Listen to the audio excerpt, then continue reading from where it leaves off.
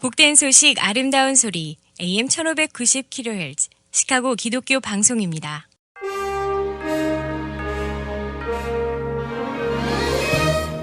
여러분 안녕하십니까? 5월 6일 목요일 KCBS 헤드라인 뉴스입니다. 기독교계 소식입니다. 바이든 대통령은 5월 6일인 오늘을 국가 기도의 날로 선포했습니다. 1775년 개국 이래 전국적으로 기도를 요청한 것을 시작으로 미국 독립 87주년인 1863년 링컨 대통령이 겸비와 단식 기도의 날로 선포하기도 했습니다. 70년 만에 처음으로 올해는 국회의사당에서 열리지는 않고 동부 시간으로 12시 15분 웹캐스트로 참석하는 등 온라인으로 동참할 수 있습니다. 낸시 펠로시 하원의장이 소속하고 있는 캘리포니아의 가톨릭 주교는 낙태를 찬성하는 신자들은 성찬식에 참여를 금지한다고 말했습니다. 펠로시 의장은 캘리포니아주 교구의 가톨릭 신자로 잘 알려져 있지만 오랫동안 여성의 낙태 시술을 강력히 지지한다는 점에서 교회의 가르침과 모순된다는 지적을 받아왔습니다. 30개가 넘는 주가 성전환한 선수가 여성 스포츠에서 경쟁하는 것을 막으려 하고 있습니다. 기독교 언론에 따르면 아이다호, 엘레바마, 알칸소, 테네시, 미시시피, 웨스트버지니아 주지사들은 공립학교에서 성전환 학생들이 여자 스포츠팀에 참가하는 것을 금지하는 법안에 서명했습니다. 바이든 행정부는 올해 초 공립학교 화장실, 러커룸, 스포츠 등을 모든 학생에게 생물학적 성과 관계없이 개방해 성전환자 권리를 우선하는 행정명령에 서명했습니다. 국내 로컬 소식입니다. 코로나19 변이 바이러스에 대한 우려가 커지는 가운데 미 제약사 모더나가 개발한 부스터샷이 변이 바이러스에 효과적이라는 연구 결과가 나왔습니다.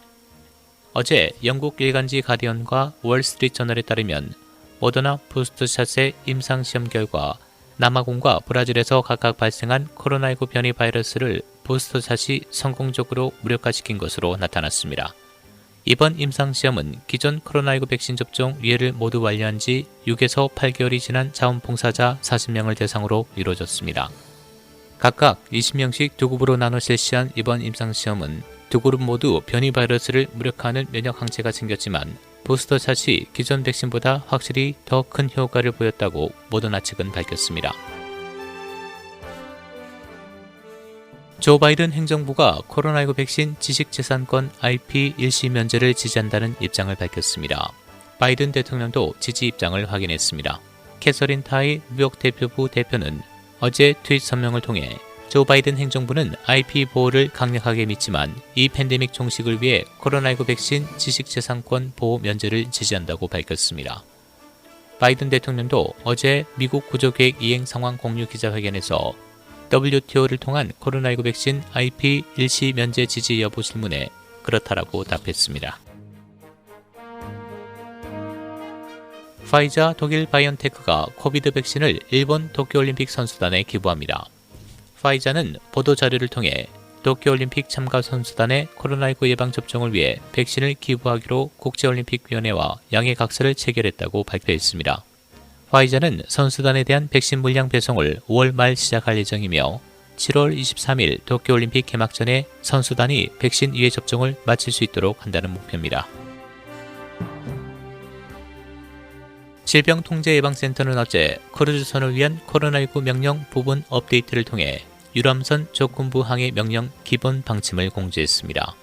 이번 업데이트에서 CDC는 크루즈선 운항자들이 조건부 운항 자격을 얻어 제한된 조건 하에서 승객을 태울 수 있도록 모의 운항을 준비하도록 했습니다.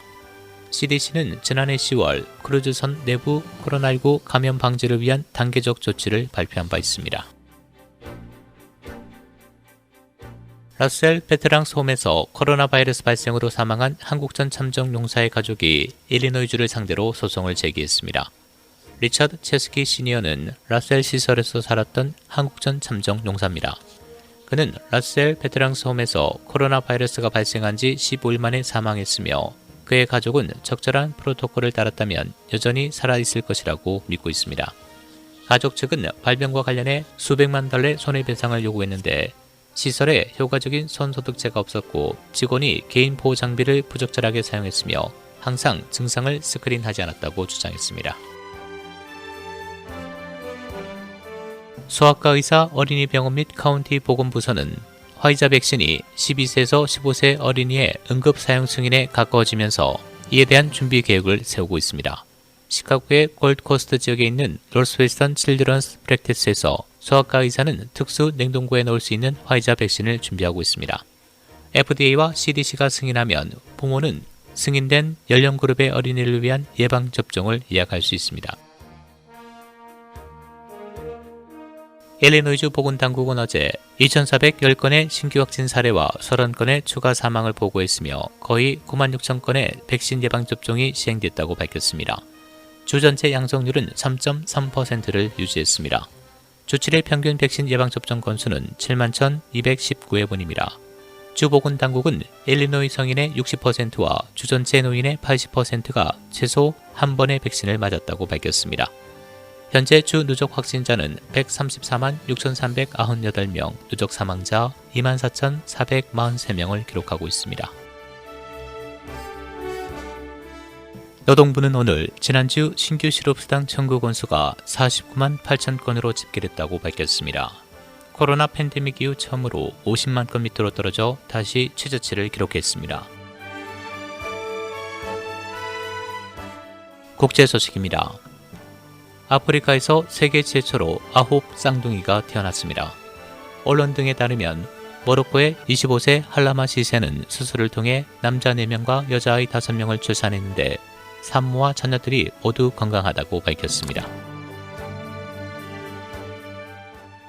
백신 접종을 독려하고 있는 한국 방역당국이 아직까지 접종 이상 반응과 사망 사이 인과관계는 없다고 밝혔습니다. 70세에서 74세 사이 어르신 210만여 명을 대상으로 오늘부터 접종 예약이 시작됐습니다. 날씨입니다.